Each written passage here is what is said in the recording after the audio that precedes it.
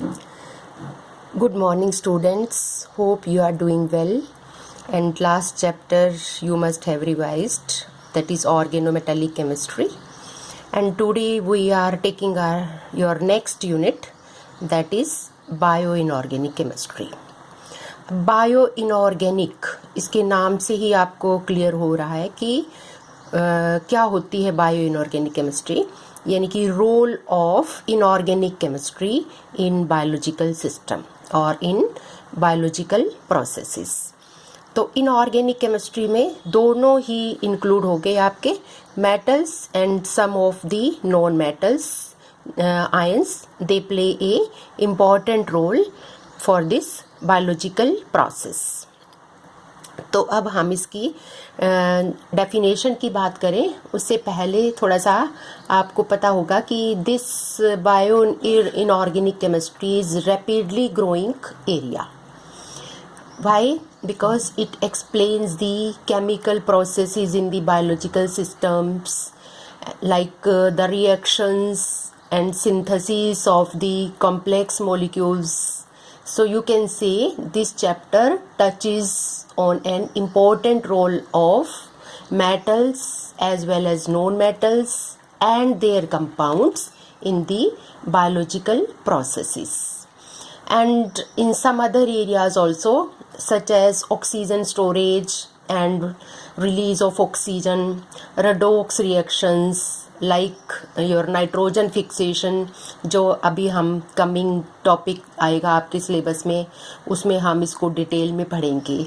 तो अब हम थोड़ा सा इसकी डेफिनेशन की बात कर लेते हैं. Bio inorganic chemistry is that branch of chemistry which explore or explain the role of inorganic materials, both the metals and some of the non-metals also in biological processes. So this branch, it highlights the role of particularly the metal ions in the biology. तो metal ions को हमने दो categories में divide किया हुआ है, trace metals और bulk metals. तो अगेन आपको नाम से क्लियर हो रहा होगा कि ट्रेस मेटल्स क्या हैं. ये वो मेटल्स हैं which are required in the trace amounts, और you can say they are required in the smaller amounts. For example जैसे आयरन है आपका, cobalt, zinc, copper, chromium, manganese, molybdenum, nickel etcetera. All these ions are present in trace amount, so you can say these are the trace metals. और उसी तरह से second category आपकी आ गई bulk metals, जो कि आपके बल्क में चाहिए, यानी कि which are required in the higher quantities. These ions like sodium, potassium, calcium, magnesium etc. they are the bulk metals. तो इन आयंस का डिफरेंट रोल है. These ions are present in specific part of the biomolecules and they are responsible for initiating or inhibiting some of the reactions of the biological process or biological systems. तो एक तो ये classification है on the basis of the amount required, और दूसरी एक classification है कि कुछ एक elements actually they are needed not needed for the biological system. तो कौन से वाले बायोलॉजिकल सिस्टम के लिए नीडेड एलिमेंट्स हैं और कौन से नहीं हैं, उसके बेसिस पे भी हमने इनको दो कैटेगरीज में डिवाइड किया है, जैसे essential and non essential elements. तो एसेंशियल एलिमेंट्स कौन से होंगे आपके? An essential element is that element which is required for the maintenance of life. और यू कैन से अगर एसेंशियल एलिमेंट नहीं होगा तो उसके एब्सेंस में द डेथ और even the severe malfunctioning of some organs में take place. So you can say maintenance of life के लिए क्यों? In the absence of result, यानी in the absence of these essential elements, it results in the death or a severe malfunctioning of an organism. तो ये essential elements हो गए आपके. अब second category non essential elements. तो non essential elements क्या हैं? The elements which do not play any significant role in the biological system, they are kept in the categories of the non essential elements. तो यहाँ पर अब आपको ये बात क्लियर हो गई होगी कि mainly we are concern here with the essential elements. अब एसेंशियल एलिमेंट्स को कुछ क्राइटेरिया फॉलो करने पड़ेंगे जिसके कारण वो बॉडी में यानी बायोलॉजिकल प्रोसेस में इम्पॉर्टेंट रोल प्ले करते हैं। तो कौन से वो क्राइटेरियाज हैं जो एसेंशियल एलिमेंट्स को फॉलो करने ही चाहिए? फर्स्ट क्राइटेरिया क्या है? Element should be present in tissues in comparable concentration. एक सिग्निफिकेंट कंसंट्रेशन में that element should be present in the system.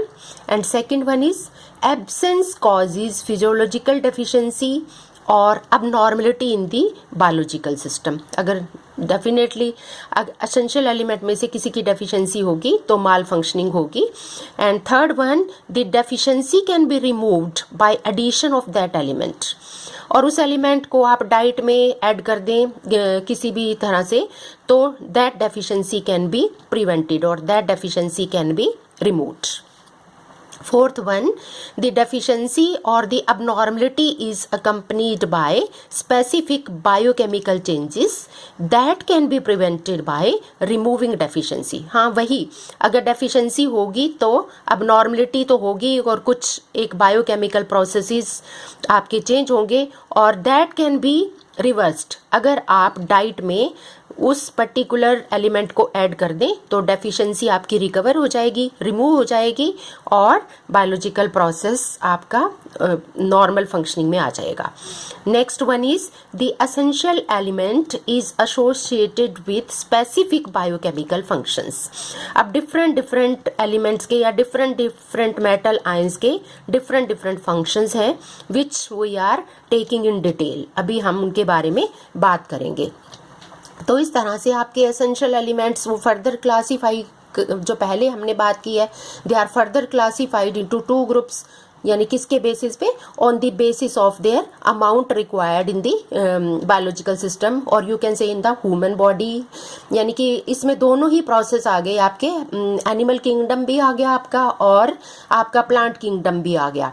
तो ये ऐसा नहीं है कि सिर्फ only we are concern with the human body only. तो ये दो ग्रुप्स आपको पहले ही इसके बारे में आप फैमिलियर हो चुके हैं। जो बल्क एलिमेंट्स हैं they are found in the higher concentration in biological system, अभी जिनके बारे में हमने बात की थी। और trace elements obviously they are present in the low concentration in the biological system. तो total near about there are 30 essential elements हैं जिनको हमने यहाँ पर एनलिस्ट किया हुआ है, एक लिस्ट बनाई हुई है। ये लिस्ट किसके बेसिस पे है? Again on the basis of the amount required for the biological system की प्रॉपर फंक्शनिंग के लिए। जैसे वही बल्क एलिमेंट्स में आपके क्या आ गए? आपके जैसे hydrogen, carbon, nitrogen, oxygen, phosphorus, sulphur etcetera. Macro minerals आपके क्या हो गए? Sodium, potassium, magnesium, calcium and this chloride etcetera. अब ट्रेस एलिमेंट्स क्या हैं आपके? Iron, zinc and copper. तो बल्क एलिमेंट्स वही हो गए which are required in the higher amount. Macro minerals same as but still lower than the bulk. Trace elements which are required in the very small amount and ultra traces still very small amount, यानी कि traces से भी small amount में they are required for the functioning of the body। और moreover थोड़ी सी भी अगर इनकी concentration ज़्यादा हो जाएगी या इनकी quantity ज़्यादा हो जाएगी then they will cause toxicity. तो अल्ट्रा ट्रेस एलिमेंट्स में हमने इनको मेटल्स और नॉन मेटल्स दो पार्ट में अलग अलग लिया। जैसे नॉन मेटल्स में आपके क्या हो गए? Fluoride, iodide, selenium, silicon, arsenic, boron etcetera. और मेटल्स यू नो कौन कौन से मेटल्स? ज़्यादातर आपके ट्रांजिशन मेटल्स भी हैं, कुछ और मेटल्स भी हैं which play very important role in the biological system. कौन कौन से मेटल? जैसे मैग्नीज हो गया, molybdenum, cobalt, chromium, cadmium, stannous, lead, lithium etcetera. तो ये सब क्या है? आपके अल्ट्रा ट्रेसिस एलिमेंट्स हैं।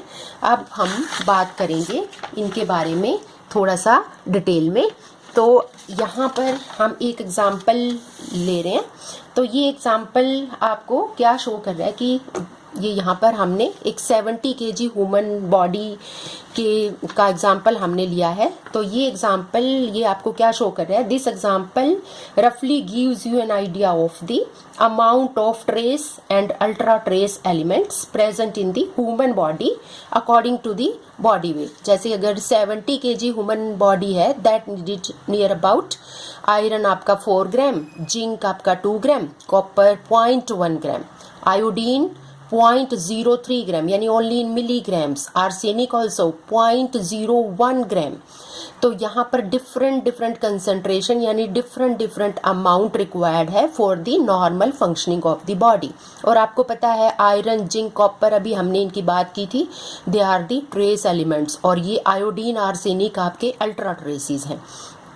तो इसी तरह से दूसरे भी कुछ एलिमेंट्स हैं which are in the category of ultra traces.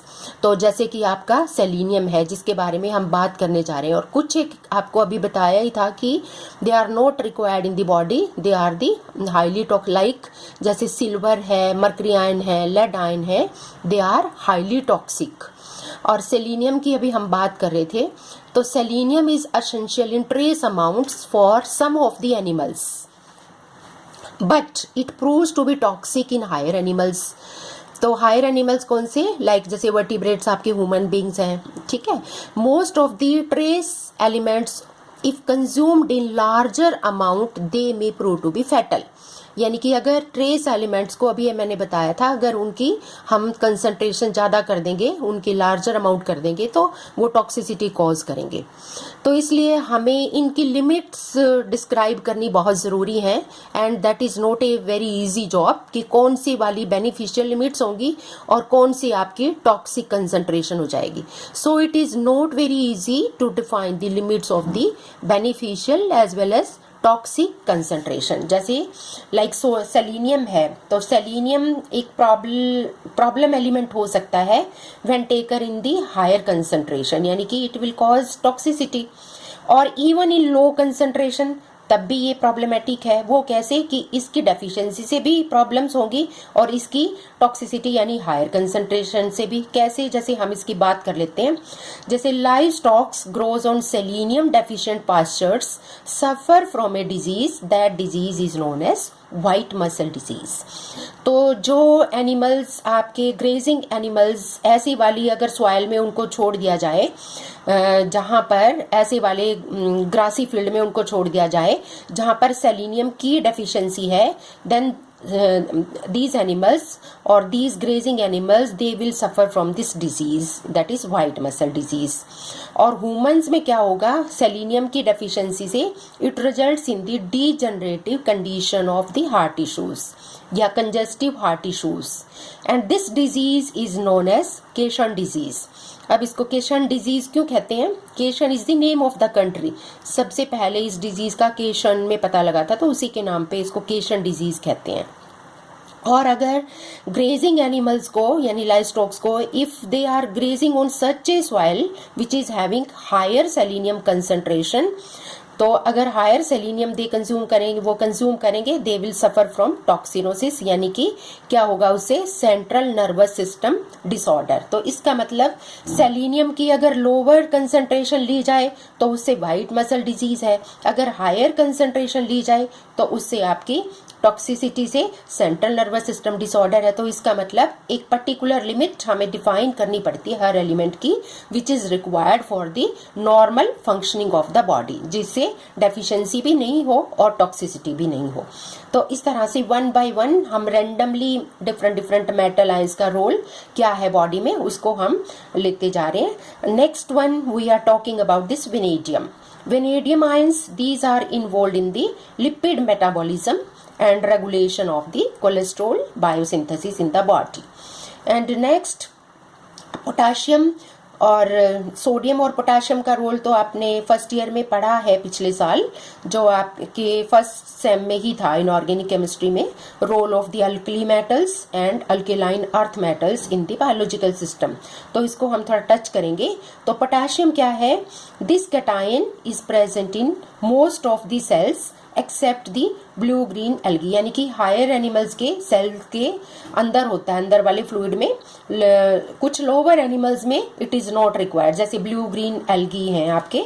तो ये कैटायन मेनली कहाँ पर प्रेजेंट है? This is present in the fluid which is present inside the cell.